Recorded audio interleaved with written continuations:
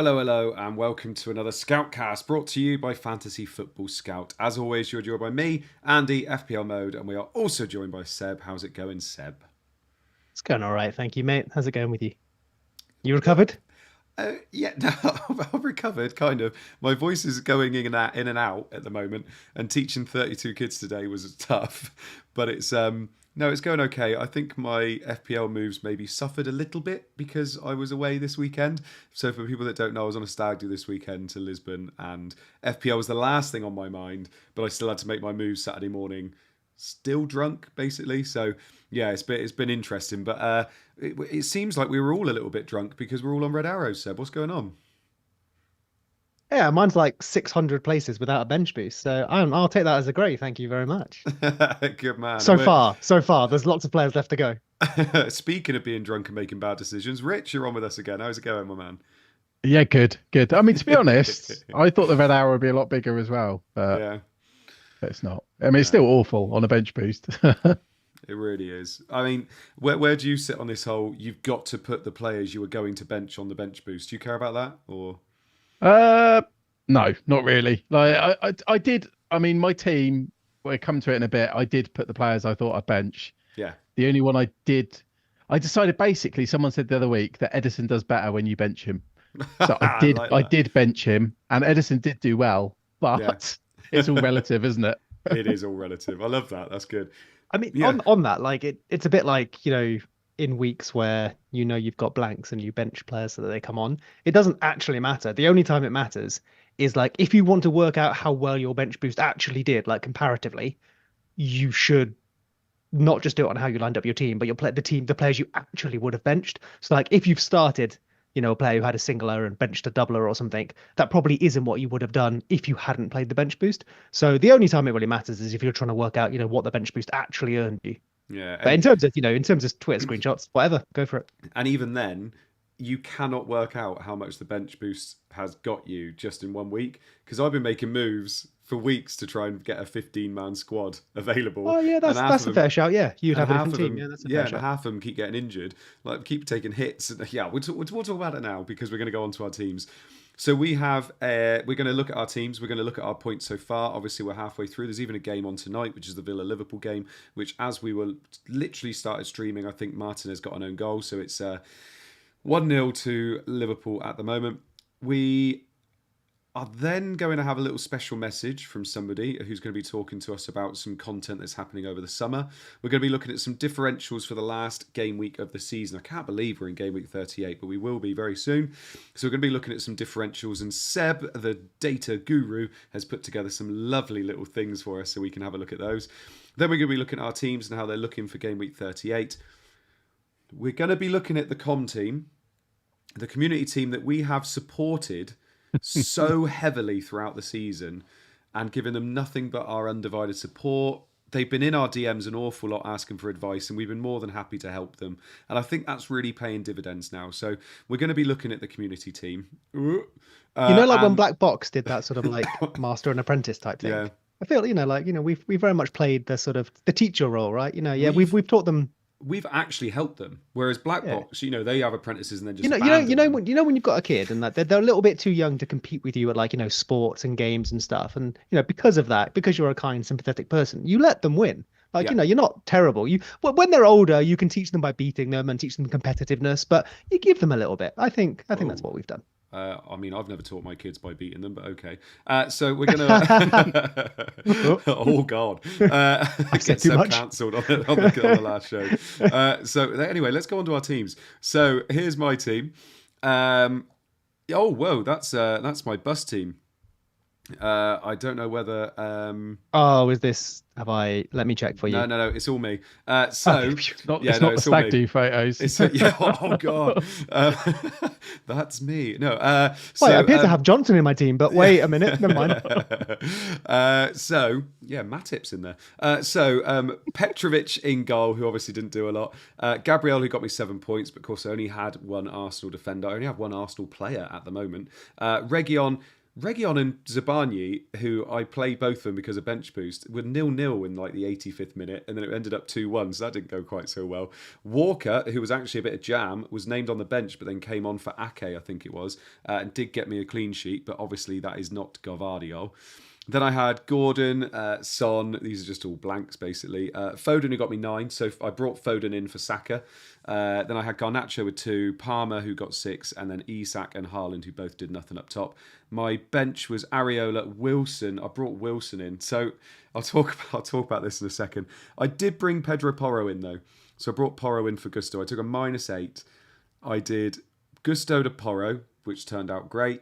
Mm-hmm. I did... Saka to Foden, which also turned out great. But I did the Gusto to Porro move after I did the other two. So I didn't get Jackson. Otherwise, I would have got Jackson. So I got Wilson instead because I couldn't get triple Chelsea. I couldn't go for the third Chelsea player. This was, by the way, this was me. I had no idea who I was on Saturday morning. So it's amazing I managed to actually do any of this. How many had you had by like 11 a.m.? It was everything from the night before as well. And I was on a beer bike at like 10:45. So I was just, it was not the best case scenario for doing moves. I wish you were doing the community team. Yeah, I know. For a bench boost, knowing I was taking hits, knowing that we were going to be getting leaks, it was not the perfect scenario. Like, I've never had anxiety to making moves before, but I think I had some then. So, yeah, Wilson, I mean, I wasn't to know that Wilson wasn't going to play either, but they only drew 1-1 against Brighton anyway. So, yeah, I am on almost an 100% red arrow at the moment, which is not nice.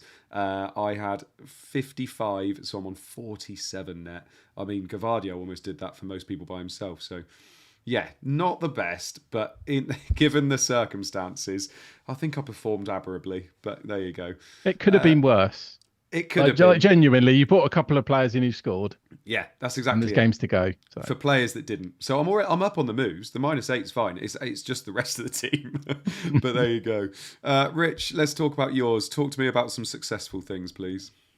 Was there successful things? I mean, mine quickly became a mess because I remember looking at this after I'd wildcarded. Yeah. And I'd actually planned it. So I had no moves booked in. I started with Richarlison.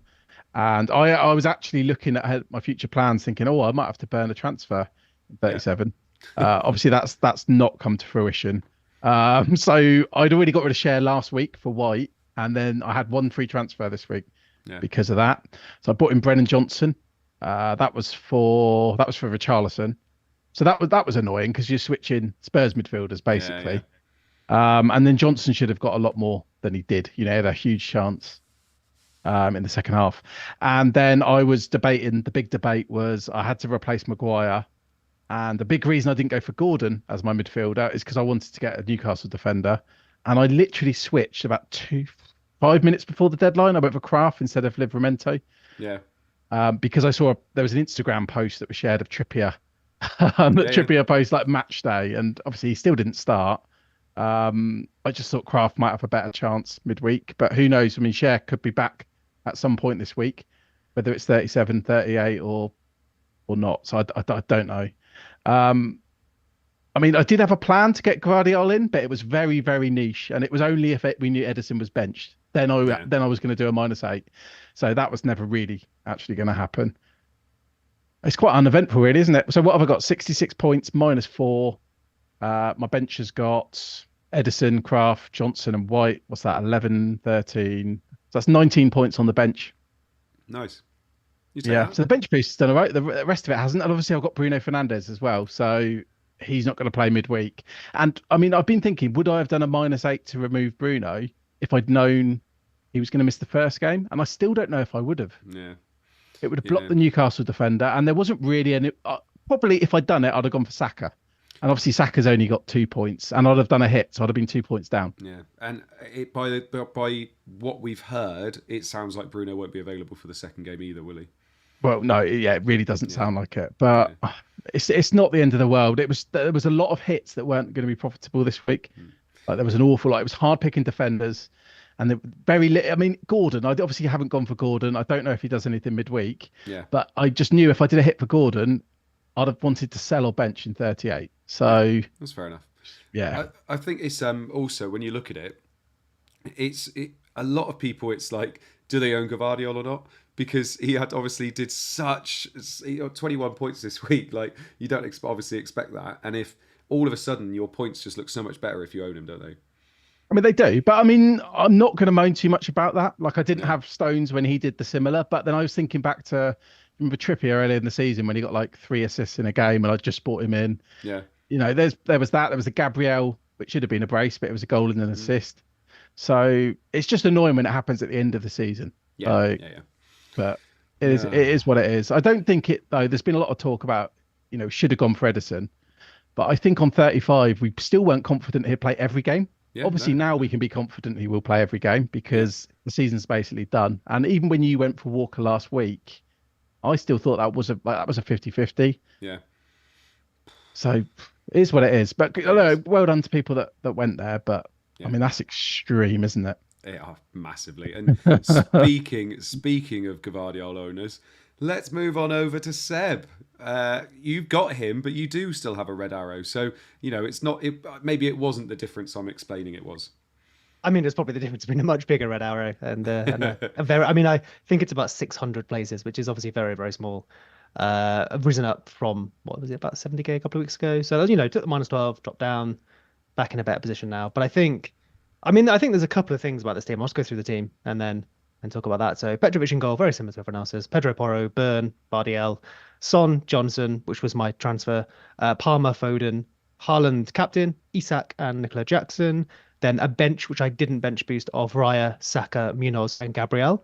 So I think the first thing here is Vardiel. Yeah, got fortunate there. I think, was it a couple of weeks ago we talked about Man City, talked about their defense. We were asked about Vardiel, and I think I specifically said, like, yeah, Vardiel's good, but the attention is there because he's scored lots of attacking points recently. If those go away, he's just another Man City defender, and we know that their defense keeps letting us down in FPL.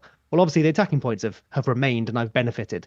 But I think it's important to highlight that I was like, what would you call that, like 60 to 70% on him? It's not like I was super hot on him, so I can't claim that as some sort of win. Big old slice of luck, right? A few people had Van der Ven as well. Pedro Porro's there, so a few fortunate points. And with everyone having really similar teams, that's just been the separator. The other separator, I guess, has been bench boost. So as we discussed last week, I decided not to bench boost this week because I didn't really think my team, I didn't really have any doublers, and I didn't want to take hits to go and get those doublers.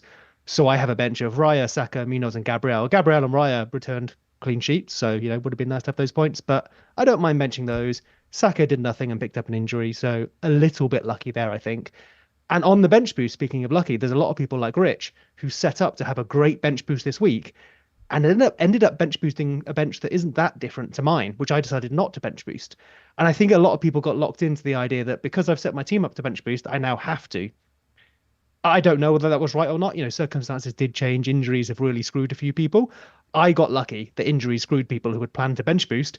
And so I could not bench boost with a team that was not set up for it and end up scoring quite similarly. And, because of Vardiel, even get, above some people so far, of course.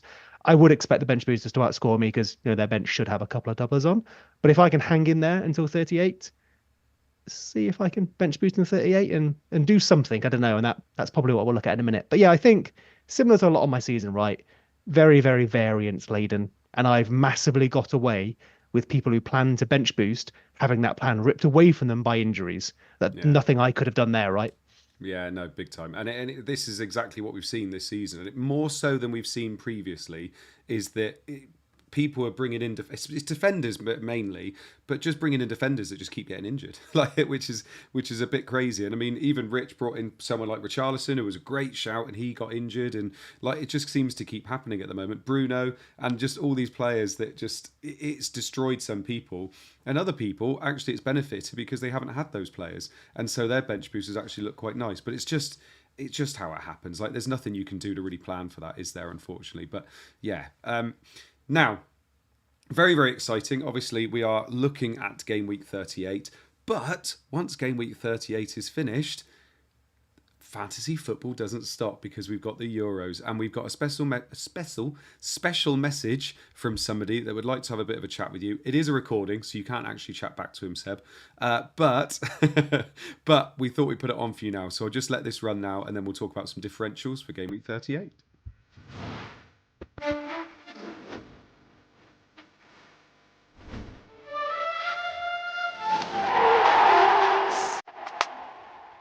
Hello guys, Ed here. Sorry to interrupt your Fantasy Football Scout video. You'll get back to that in a second. I just wanted to let you know that Euro 2024 Fantasy is going to be covered on this channel, at the Fantasy Football Scout YouTube channel. We're going to have daily videos throughout the tournament, or nearly daily videos throughout the tournament. We'll have team guides, chip strategy, team reveals from your favourite YouTubers, people like Gianni Battici, Sam Bomfield from FPL Family, and even Andy North, maybe, if we're scraping the barrel. Make sure you are subscribed. Don't miss out. If you're listening on the podcast, turn on your downloads and never miss an episode during the tournament. Good luck in Game Week 38, but after that finishes, don't go anywhere. Stay with us for Euro 2024 fantasy content. See you there. There we go. So, thank you very much, Ed, for that. And if you are playing in the Euros, I mean, most of us usually do it. I think Rich has won a week before, or I think that's what happened, wasn't it, Rich? Was it Euros or the World Cup? That was the... Oh, what was it? That was the Euros. It was Euros, yeah. It was like it's probably the luckiest week I've ever had in fantasy. But yeah, number one in the world. Yeah, exactly. Thomas Holes scored for Czech Republic. Yeah, Holes, the Hungarian. Yeah. Holes, is that the one? That's it. That's it. No, fair play, mate. No, it's great. So yeah, you're the expert that we'll be having on more than anybody else. So I'll be watching it. I'll be busy watching England, and you won't want me on after an England game. Right, Seb, talk us through these two lovely graphics you got for us, my man. Sure. So we have a table first, and then we have a little graphical version of it. This is asked you to, and asked some people on Twitter for some differential punts for this final week. Didn't really define what a differential was, just differential. So there's a few different things in there. But obviously the idea is, last week of the season, can we gain some rank, not lose some rank, gain places in mini leagues, whatever it is, what are we trying to look to do with our team? So we gathered some names here from defense, midfield, and attackers. We've obviously got Price, their expected goal involvement over the season per 90 so far, their actual goal involvement, so goals plus assists per 90 so far over the season, the points per 90 that has yielded. Then I've taken a couple of models and taken their projected scores for Game Week 38. I've not touched any minutes, so obviously these are with default minutes. So the really important thing here is this will change. We are doing this on Monday evening. Yeah. The final game week is on Sunday at 4 p.m. Leaks are going to play, or not even leaks, just team news, right? Fitness announcements are going to play a massive, massive part in our transfers. So if you do look at this later in the week, come back and go, oh, Eddie Howe said Trippier is going to start. Therefore, those projected scores are probably too low because they're based on 30 minutes of football or something. That's why I've provided the historical data too, so you can see their contribution to the season so far. So someone who maybe is projected to score lowly because they have low X minutes, maybe has high contributions in the season so far, you can go, oh, that's a really good opportunity to grab an edge. Someone like Trippier, I think, is going to be a favourite from this, because if we think they are actually starting, even though his ownership actually is quite high here, it's 21%, only he and Salah I've included really over about 10% because I thought they were interesting. They're differentials in our little obsessive community, right? Maybe not in the whole game. But that goes in reverse for some other players, right? Some other players on here probably are much more owned by us than they are by the wider game. So someone like Trippier could be really interesting if we see he's going to start. There's probably an opportunity to gain points, or hopefully gain points there. But that's what this table is to do. And then I thought, is there maybe a metric we can use for this? So very, very basic. But the final column, which is what this is ordered by, is effectively the average of those two models' projections weighted by their ownership. So how many of those points would you actually see if they scored this? So, we often go, oh, Haaland's owned by 99%, so I actually only get 1% of his points, blah, blah, blah. It's that. So in theory, if this all works out, Johnson is your best differential of the players I've picked here. Obviously, more are available going into Game Week 38. Interestingly, followed by Salah. So even though massive ownership, because his projected scores are so high, and maybe because a lot of us in the community don't own Salah, there's a nice opportunity there. Of course, Salah's a good captaincy shout as well, I reckon. Anyway, I'll leave you to go down the table if you so wish. Yeah, no, that's fine. So using all the metrics that Seb's just said there and his differential score, which he's created at the end, it's got Johnson top. So Brennan Johnson is top, followed by Salah, then Havertz. I'm going to go down all of these just in case people just want to write these down or anything if they listen on the pod. Then Trent, Elise, Diaz, Eze, Robertson, who didn't start tonight, Tony, Grosh, Trossard, Muniz, Gibbs-White, Mateta, Bailey, Madueke, Gakpo, Van der Ven, Wilson, oh, please, and Kunku, Hudson-Odoi, Jota, Mudryk, Munoz, Trippier, Sterling, James. Now, if I'm looking down that list, oh God, my talking. If I'm looking down that list, Rich, I've got a few players there that I think are standing out for me. None more so than the Arsenal boys, because I think, especially with Saka limping off again, I think people are going to be punting on a few Arsenal boys, and Havertz and Trossard in particular for me. Trossard maybe a little less so because of the minutes, but I mean they're standing out for me as having a good fixture at home, needing to win the last game of the season. I think they would be quite tasty for me. Yeah, I mean, I think a lot of people, when they were doing their transfers this week, were trying to make sure they had enough to do someone like Bruno to Saka. Because I guess if you've got the money to go from Bruno to Saka, you can choose between Saka, Havertz, Odegaard, etc. Yeah. And just go back to 2 or 3 Arsenal players. If you're not already there, because I know a lot of people like myself came off of them. So I think that's probably the base plan for a lot of people, and I don't think they will be differentials because of that. Even though Saka's ownership is really, really low, obviously, unless he's actually injured. Yeah. And then I guess it's between Havertz and Odegaard, because you'd assume Odegaard's on penalties. Yeah. Which probably would bring him up to Havertz level, even though, obviously a lot of people are excited by Havertz. So I think that would be the obvious play. And I think the obvious asset will become apparent when we know about Saka's injury. Yeah. I mean, Everton have been, I feel like we said this a lot pre-season and then it didn't come to fruition, but obviously Everton have been good recently. There's been a lot of clean sheets, kept over the last few game weeks. So I guess that could be an argument to maybe look elsewhere. But it is Arsenal at home, like you say, they're probably playing for the title. Fingers crossed for them anyway. So I think there's more exciting midfield punts than Arsenal. Go on. I mean, there's one who stands out. I mean, just look, even not looking at the names. I mean, look at the XGI column, and you've obviously you've got Salah is right up there ahead of everyone else. No surprise, 1.03. You've got Wilson at 0.82. He's always right up there. Goal scoring odds, etc. Yeah. If he played 90 every week, he's always right at the top of the list. But who do you want to say? Well, I mean, you've got Elise at 0.71. Yes. You've got Elise at 0.71. I mean, he's topping the goals and assist column with 1.12. He's topping the points column just ahead of Jota. And I know those two have probably got a smaller samples. That's probably partly why. Yeah. But I mean, you look at, I think I tweeted this as well, saying that I obviously jumped on triple Crystal Palace for the free hit, and it was lovely. Like, it's exactly what we wanted it to be. But I almost wish that I didn't free hit them in, that I was able to keep hold of them, because they've all just killed it recently, haven't they? Like, even at the weekend, I think all 3 of them scored, didn't they? Eze, Elise and Mateta. They've been good. They have been good. Like, is this just the resurgence of a team that nobody's really jumped on because of all the double game weeks? I mean, I had 2 of them, didn't I, on my actual team? Because I got Mateta because I was skint a couple of weeks before the double, and then I bought in Eze. And, I mean, to be honest, I never had any thought about keeping them. Yeah. On wild card. I mean, they've been good. And this would just be as a 1 week punt. Like, if I did go Elise, and maybe some people prefer Eze. I mean, he's not bad either. I've just got that preference there. But I think not keeping them for bench boost, etc., made perfect sense. Mm-hmm. So if we're looking at their last fixture, which is Villa away, Villa at home, sorry, would you be tempted? It's at home, isn't it? Yeah. It's at home. Yeah, I'm genuinely very, very tempted to go Elise over Saka, which I never thought I'd say. Maybe it's because it's the 4th time I've tried to get Elise and still haven't. Yeah. So maybe put my money where my mouth is. But yes, like genuinely. Yeah.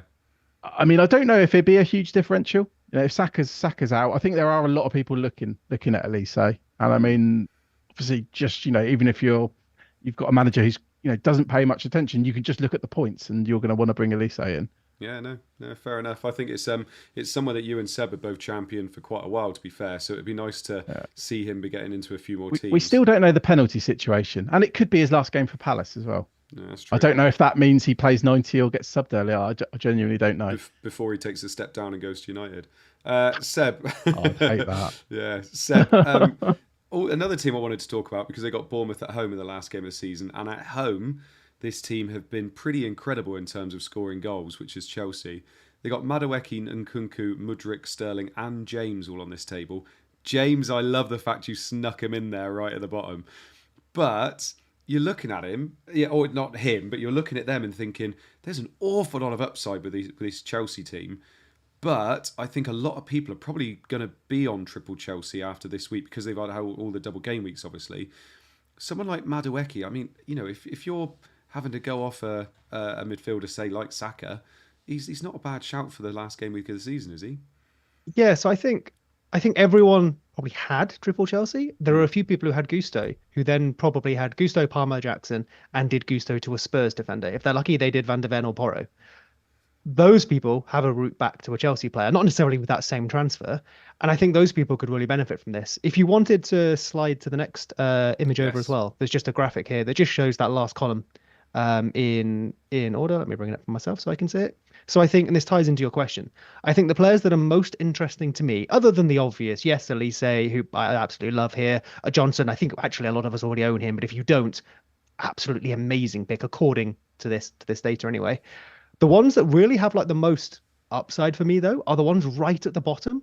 Because even though they're the bottom here, the reason they're at the bottom is their minutes are so low. So James, Sterling, Trippier are at this moment now, nearly a week before the match, are not expected to start. But if we found out Reece James was starting, or Sterling was starting, and I think a really good one is Trippier was starting, suddenly they would massively jump up this table. And so, like you say on Chelsea, I think if you could like get an Nkunku into your team that no one else could have, only if you knew he was starting, his numbers so far, which we saw on the previous table, obviously very, very limited data at Chelsea, but his numbers previously were good too, are excellent. The only reason he's being scored down here is because no one expects him to start. Now, I'm not saying gamble on him starting. Try to wait to find out if there's a good chance of him starting. But if he does, you can throw him into the top third of this table easily, and suddenly you probably have a very good differential on your hands. So I think I've included, I think it was Mudryk and Nkunku, Sterling, and James from Chelsea, which is probably the most I've got from one team. Maybe there's 4 from Crystal Palace as well. But I think any one of those could be a really good shout if you can get the minutes on the board. Yeah. And it's worth saying there as well, Seb, you've just mentioned about minutes and we're hoping that, some of these players will start. And Rich, you mentioned it before we came on stream. Every single game is obviously starting at 4:00 on the Sunday. So we will potentially know an awful lot of the players that are going to be playing because we could get those leaks for it, couldn't we? Yeah, I mean, there's some teams that we're probably more likely to get stuff than others. Like, I mean, Liverpool, generally you get that kind of news quite early. Yeah, City. And City as well. But there's some teams that, I mean, Chelsea occasionally, there's a couple of predictors who predict and get it right, on a regular basis. Yeah. But there are some that are very sketchy, like Newcastle, for example. I mean, they're away at Brentford anyway, so I mean, mate, you'll be probably trying to find out if Wilson starts, for example, looking at this. But I guess you could have plans in place. Just you can probably pick out the teams that are more likely to leak than others. Yeah. No, yeah, definitely. So there's that as well. Can I just say on defenders though? I mean, there's lots of exciting defenders on this list. Like there's James, there's Trippier, there's Robertson, Trent. All the usual defenders there that not a lot of us have. Muniz as well, who I know Seb's got. I think the only problem with that is, obviously, a lot of people have Spurs defenders and a lot of people have Arsenal defenders. Mm-hmm. And I mean, Arsenal at home to Everton, I mean, that looks obviously no-brainer to play them. And then you're probably going to want to play Porro away at Sheffield United. Yeah. So there might be some managers do you want to play 4 at the back in the game week that's known for the most goals? Yeah. See, what you do here, Rich, is you still have your bench boost. Hey. Well, yes, of course, yes. So no, I think Rich is right though, right? Typically, when we're looking for differentials, we're going to focus on attackers and midfielders anyway, and as Rich has said, even more so probably in this final week. Yeah, no, I do agree. So, I mean, this is, way too far in advance at the moment in terms of there's a lot of other games to play. But if I had to be really mean and ask you two boys now for one of these players that you think will score the most points in the final game week. Seb, if I go to you first, because obviously you made this, so you probably already have somebody in your head you're thinking, actually, yeah, this is who I really like. Who would it be? Who would be your player you're thinking, yeah, if I had to put money on it now, this is who I would be putting it on? 1.5 caveats before I answer. Firstly, just for anyone watching and listening, to repeat, this is a table of differentials. So lowly owned players / 2 players who are lowly owned in our sort of obsessive community. So someone like Saka isn't on here. If you don't have Saka and you're looking for an Arsenal player and he's fit, get Saka. Don't get Havertz, probably. Yeah. to go back to this table, I'm also not going to include Salah because I think that's kind of cheating because he's top by a mile in terms of projected score, right? He's not top in terms of differential because his ownership is so high, which brings me to my answer. I will go with my table and I will go Johnson because differential score for him is highest. Nice. Rich, do I even need to ask you? I was going to cheat and I was going to say Salah. Oh, were you? Well, it's the obvious answer. I mean, on this list, I'd like to think Johnson, but he doesn't have penalties, does he? I do like the Elise shout. I mean, these are basically some of these we wouldn't be looking at if it wasn't 38. Yeah. Oh, yeah, 100%. Yeah. And Sterling's not going to play. I'm just going to go Johnson. It's Sheffield United. God. And can I also just say, such risk takers picking the top two. And Bjorn's also pointed out that they're playing Guardiola because I just said about defenders. So that's another player. So there's going to be people with bench headache, apart from Seb, of course, who might get 15 players out. Who knows? I didn't manage it, but that's why I don't think defenders are going to be that popular this week outside of bench boost. My pick, by the way, completely random, but I think last game of the season he'll probably do it and get 2 penalties. I'm going to go Ivan Toney. Yeah, I'm going to go Ivan Toney. I two think penalties against Newcastle. Tony's a decent shout. No one on Twitter mentioned him, and the reason I included him is he appeared quite highly on a couple of the models, and I was like, oh wait, what's his ownership? I think Mbumo's ownership was about, I want to say, twice his, give or take. So I didn't include Mbumo. I thought Tony did the job, but yeah, I think there's someone who will go Tony and be happy about it. Yeah. The people that didn't go for it, probably. Right. Let's have a look at some of our teams then and how they're gearing up. I'm not going to lie, boys. This is the least prepared I have been for talking about my team and what I'm thinking about for Gameweek 38, so I do apologise. I've got Petrovic in goal, and then I've got Gabriel, Reguilon and Walker. Quite happy with that. Everybody playing at home. Then I've got Gordon, Son, Foden, Garnacho and Palmer in the middle. Most likely, I've still got like 8 million in the bank, so I would probably do something like Garnacho to an Arsenal midfielder, especially if Saka's out, going to Havertz, something like that would be quite nice. And then I got Isak and Haaland up top. I've got Wilson, Zabarnyi and Pedro Porro on the bench. I mean, Pedro Porro's got to come in. Probably for Reguilon, you would have thought, because I've got to have the high scoring defender playing against Sheffield United. So majority of this is fine, to be perfectly honest. It's whether I think in my head it would be Garnacho going out, or it could even be Gordon going out, to be honest. Could be either of them. But Garnacho, I mean, especially with Bruno out, not offering anything really up top. So at least Gordon can score a few, so we'll see what happens. But yeah, I'm not feeling overly optimistic. I haven't done for a little while because I'm using all my transfers on injured defenders. So I feel like we'll see what happens in 38, but maybe we get something happen in the second lot of fixtures and my hand gets forced. So we'll see. Rich, let's have a look at your team and what you're thinking about doing. Yeah, so I've got obviously one transfer, and that's a bit annoying with all these injuries as well. I think there's a lot of people with just one transfer. So there's not going to be a lot of people, myself included, looking like multiple moves, and maybe we could go a bit more spicy. With players like Salah, for example. But yeah, at the moment, I've got Edison in goal, Gabriel, White, and Porro as my defenders, and then I've got Foden, Son, Palmer, and Johnson, and then Jackson, Isak, and Haaland's my captain. Probably going to bench Isak and then replace Bruno Fernandes. And so really, I mean, the original plan was Fernandes to Saka. And to be honest, I'm going to see how the rest of the game week pans out, see where my rank is, see where I'm sat in mini leagues. And then I'm probably going to make the decision based purely on ownership. Like, as in, am I going to just play? If I just want to play it safe, I'll bring in Saka and that would be that. If I want to be a bit spicy, I might bring in Elise. And if I'm doing something like that, I might look at a more differential captain as well. I didn't even mention earlier, but I was actually, before I finished work on Friday, I was pretty set on captain Richarlison. Like, I've decided to myself, and then Richarlison got injured. So I bottled it and went back to Haaland. So I genuinely, this early in the week, I don't know. I want to see how the rest of the week pans out. Like, I think there's some obvious moves, like bringing in Saka and captain in Haaland seems like the safe play. But I think if I'm going to take a risk, it would be bringing in Elise and then captain in not Haaland, basically. The only thing I'm struggling with is obviously they're playing West Ham at home, City. I am struggling to see how I couldn't captain Haaland, and maybe I'll just go mild spice and Captain Foden or something. It's almost a shame that, Mild like they spice. have. It's almost a shame they have such a good fixture. Yeah, no, it is. Or like, because this time last year they were preparing for Champions League final, had the league wrapped up, and if I recall, didn't they like lose and draw their final 2 games or something? I don't know if Haaland scored. Haaland didn't That even presented play an in the last game. opportunity. They were playing like Rico Lewis and stuff. Oh, okay. Well, there you go then. Yeah. So it's almost a shot. I know. Obviously, you know, they still have the FA Cup, but not quite the same, I think. And potentially, depending on what happens this midweek, they could still be fighting for the title. So it's almost a shame from an FPL point of view that we don't have because there's a lot of nice fixtures around, but one of them is City's. It's interesting you say that, because I can remember this last year, because everybody still had Haaland, and then it got leaked that he wasn't playing in that last game, and of course everybody moved to Kane, and Kane smashed it, didn't he? Like in last game of the season. I captained Kane, and I think it basically got me a really good finish. Yeah. See, I captained Salah, but I moved Haaland to Kane. But it's an interesting one. So I just remembered.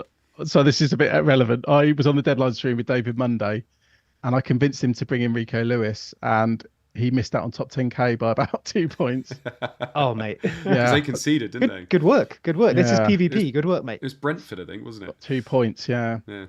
Right, Seb. Sorry, let's David. look at your team. No Rico Lewis. No Rico Lewis in my team. So I think this is, if Rich gets Saka as well, we have the exact same team, bar that we've swapped a defender and a goalkeeper. So I have Raya, Porro, Vardiel, Gabriel, Son, Johnson, Foden, Palmer vice captain, Saka in the team at the moment with an injury, Haaland captain, and Jackson up front as well, with a bench of Petrovic, Munoz, Isak, and Byrne.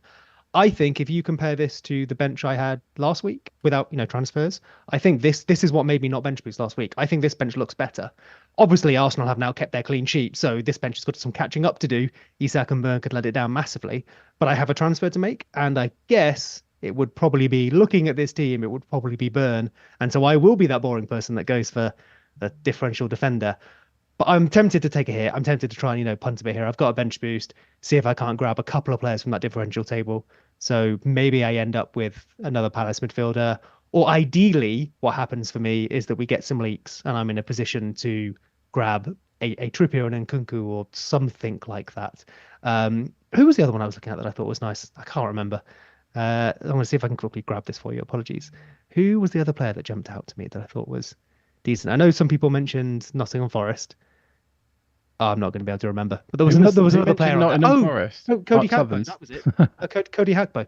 Yeah. I know. He's just scored tonight. That's what jotted my memory. I think he should be on this list. Yeah, he's about middle of the way down. But again, because his minutes are quite low, if he were to start up front for Liverpool, I'd be kind of tempted by doing Isak to him, as part of maybe some other moves. But yeah, I think captaincy probably Haaland.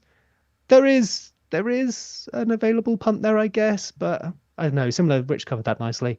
And then if Saka's obviously not fit, then I will probably try and get Salah if Saka's not fit. But I suspect he will be, because he's had a yellow flag every week for the last however many weeks and then turned up, hasn't he? Yeah, he has. Yeah, he limps off every game now, doesn't he? Right.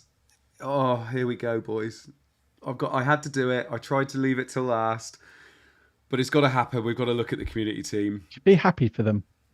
No, I can't because I've given them so much stick. But they're all being beat by the community team as well. That's true, actually. That is very true. So they, as a hive, we should all wear masks. Yeah, including them. They're way better than individually.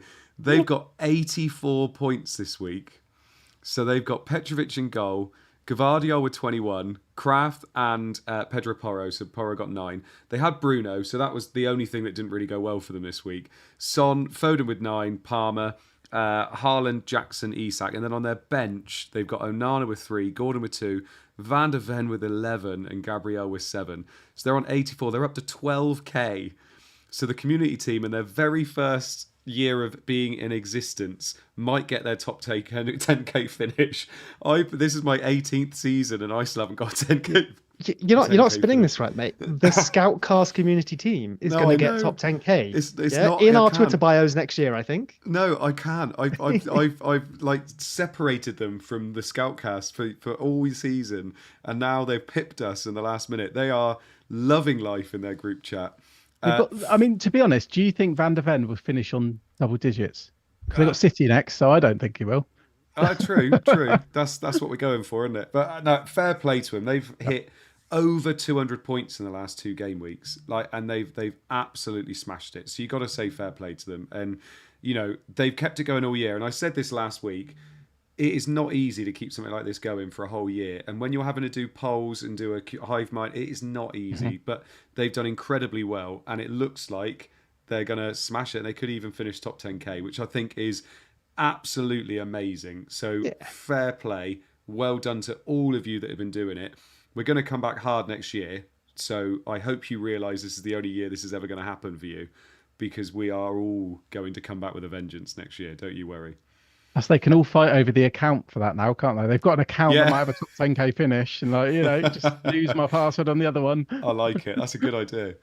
One thing that I think is a really interesting takeaway from this, and obviously we did a sort of community version of a team last year via Twitter polls and whatnot. Yeah.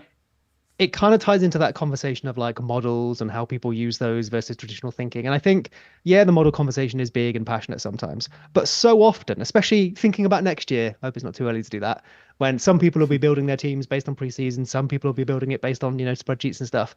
And actually, no matter what your method is, we often end up with really similar teams. Yeah. It's often only a couple of places because it's kind of obvious who the best players, especially when they have, values assigned to them. We know intuitively what the best value is, and then it's just tinkering from there. And I think what something like a community team shows is that like that hive mind approach, I think where it can fail is if like there's that little bit of inspiration needed, maybe in a game week 38 for like a punt or something, they're probably, I'm not saying they won't, but what they would probably find hard to find consensus on is like, where do we find our differential? If they needed it, they don't need it. But then on the flip side, I think where its strength is just setting in a really solid strategy and taking the obvious moves. Typically, when you put a poll up or when you vote, people vote for what typically is the best option.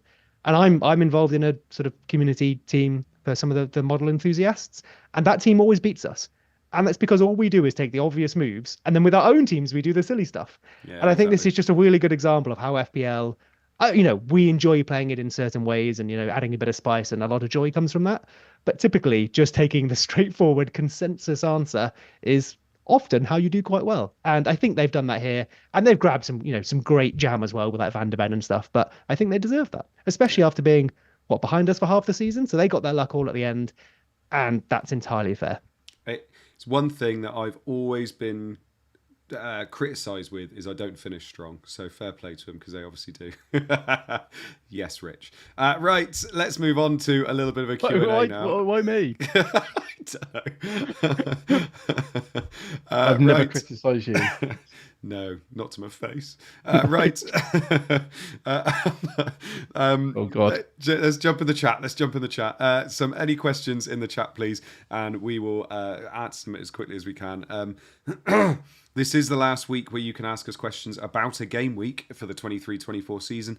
But as Seb has asked, if there's a little bit of want for a end of season review from us, we're more than happy to do that next week.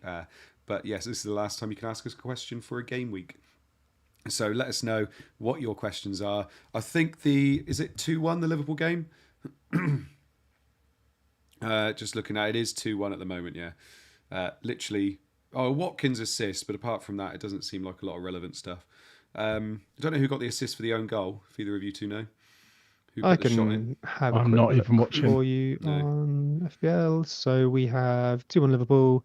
Gomez got an assist and Watkins got an assist. Tillman's and Hakpo own goal. So yeah, relatively irrelevant so far. What everybody wanted. So C Bacon says... I'm assuming the C stands for Kevin. Should I consider burning a transfer for the tiebreaker if I'm happy with my team, or is it not worth it? Ooh, I like genuinely, looking at my team, I could burn my last transfer with mine. I don't think I'm going to. I think I'm going to fall victim to that urge of wanting to do something, which is, I think that's a big bias we often fall foul of in FPL. That urge that you want to do something, you want to take action and try and affect results.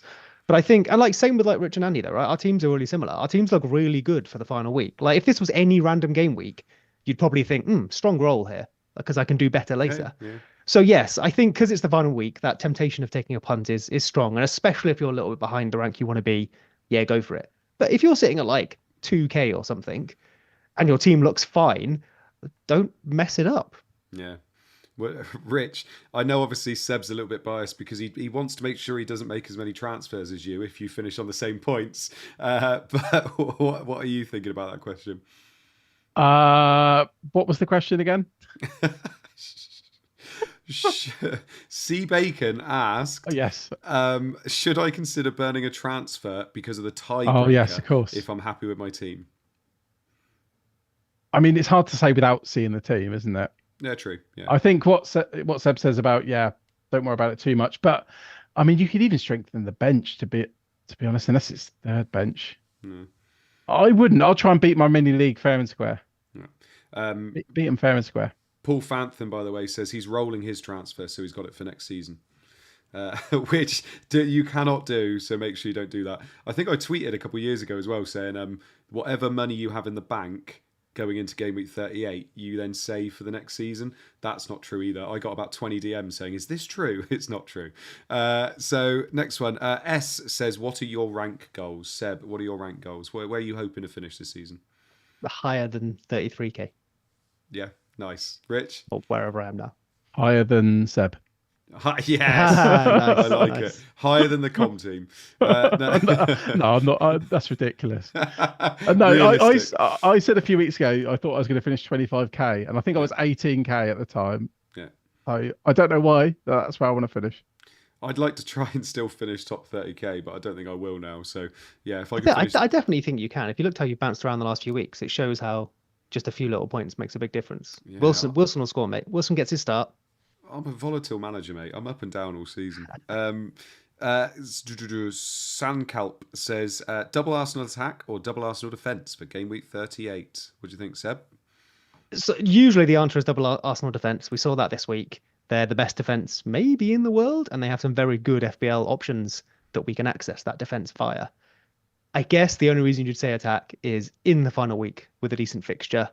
If they were to go off, the ceiling on the attackers is obviously much, much higher, unless you expect Gabriel to get a hat-trick from corners, than the defenders. So I think I would always default the defenders. But again, in this final week, when you're maybe looking to gain rank, you have bigger upside with the attackers. So if that's the situation you're in, maybe a Saka and a Havertz or an Ødegaard and a Havertz, something like that, as opposed to Gabriel and Saliba. But if you already have the double defence, don't get rid of it. Indy asks, Palmer, and Indy, by the way, lovely bloke, says, Palmer captaincy worth considering with his home record. What do you think, Rich? His fixture does stand out a bit. I mean, if you're pretty set on not captaining Haaland because you want to chase, I really don't think there's a bad captain this week. Like, genuinely, there's a lot of stuff to do with mini leagues, aren't there? I mean, Palmer's not a bad captain, so go for it. It's worth considering. Yeah, I think so. Sevan, I love this question, by the way, says, which underrated players do you think will be top FPL options for next season? Love this one. So let's go to Rich. I first. know. Oh, no, go on then, Seb. If he stays at Liverpool, Darwin Núñez. Oh, don't you dare. Don't you dare. Yeah, I'm going to go to Rich, and then Seb can have a serious answer. What do you think, Rich? I think Leif Davis, people are going to be talking about all of pre-season. Nice. We're going to wait to see what the fixtures are. I think basically a lot of people will talk about him, and then people won't go for him because Ipswich aren't great defensively. So, what was the question? Who'd be popular? Yeah. So, I mean, you know, someone like, say, a Palmer, who nobody would have had at the start of the season, and now he's in every team. Someone like that. I mean, I think it's hard to say, isn't it? There's a lot of players who I think have come from nowhere that will be popular. I mean, not that it's come from nowhere, but Gvardiol, I can see him being, 75% EO game week 1. And a couple of weeks ago, no one was even properly considering him. So yeah, I don't know. Leif Davis, let's go there. But that all depends on fixtures. So I support the ex-Leeds decision. Yeah, nice. Bielsa really liked him. I I think Darwin Núñez is a great shot. I think that answers the question lovely. On the flip side, I think an interesting one is what happens in reverse. So maybe a bit like Brighton this season, maybe, where probably much more popular last year than this year. I think, and only because of if they get Champions League, which I hope they do, that'll significantly change how they approach this season. And I think we can't expect Villa to finish higher than fourth. Well, with their current, current squad and current situation and the competition in the league, this is probably their ceiling at the moment. So if Villa were to finish fourth and get Champions League, I think basically all of their players will do worse next year and probably be priced higher. And that's not because I think they're bad players, but Watkins, for example, is probably, from an FPL point of view, produced to his absolute maximum this year. Yeah. Oh, interesting. I'm going to go for a promoted player or two as well. I think Leicester could be quite fun again next year. So I'm going to go for Dewsbury Hall, who's been very good in the Championship. I'm going to go for that Mavididi as well. I think I quite like him. He's tailed off a little bit towards the end of the season, but I'm going to go for him. Right.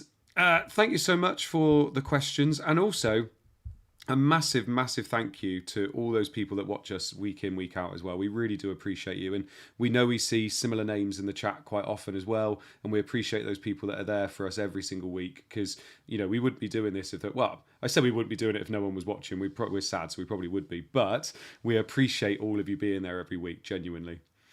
Rich and Seb, I don't know whether you wanted to say something to the viewers for our last stream before Gameweek 38, Seb? Well, I mean, I'd just extend that to people who listen on the podcast as well or watch back later. I think we have a really nice conversation with the people who are live with us, but I enjoy the connection we feel with people who aren't here live, right? Every now and again on Twitter, people mention that they like it, and that is very, very silly and stupid of you, but massively appreciated. So Thank you so very much. Yeah, and Rich? Yeah, no, it's been a lot of fun this season. It's been very up and down, hasn't it? A very up and down season. It's gone very, very quickly as well. But yeah, I think that means I've actually enjoyed the season and enjoyed doing this. Yeah. So it's been good. It's been nice that we've all been so close as well. In rank, obviously. Hate you both. Rank, yeah. Right. Very, very quickly, because somebody just chucked in a super chat. OP Talent said, he's got Reguilon and Havertz bench. Oh, God, hang on. So he's saying go for Reguilon and Havertz and then bench Isak. Right. Saliba and Isak, bench Gordon. So it's just by Reguilon and Havertz or Saliba and Isak, isn't it? Oh, I'd go Saliba and Isak, I think there. I'm a bit confused why you can't go... because he's got to bring in an Arsenal player, hasn't he? He's either going to bring in Havertz or Saliba. I think you bench Gordon more than you bench Isak, surely. Saliba and Isak. That is confusing. I think the Reguilon and Havertz... Can you bench Reguilon in that option? Can I not have a team that has I'm guessing they're either bringing in Havertz or bringing in Saliba. Yeah. I think that's what it means. So I think this is after transfers. Okay. I mean, if you want to post that on Twitter and tag us, we can try and look at it, post your team or something. We can try and look at it a bit more properly. Yeah, but I think Reguilon and Havertz. Yeah. Okay, cool. Right. Thank you so much, guys. And Seb, I hope you enjoyed tonight and hope you enjoyed the season as a whole. Yeah, it's been all right. Thank you, mate. Yeah. Thank you for your beautiful hosting job you've done.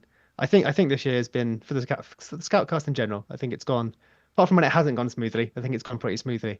And I think about 99% of that is down to what probably looks like effortless to people watching. But having done it myself, I know it's far from that. So thank you for making something that is very difficult look very easy.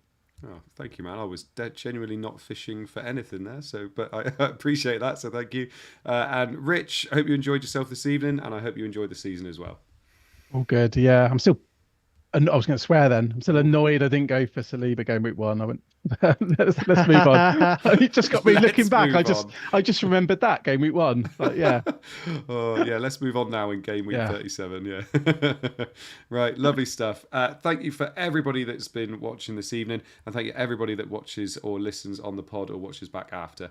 We do appreciate all of you, and we hope that your last arrow of the game week is green. Thank you so much, and we'll see you hopefully next week for a bit of a review pod. Bye-bye.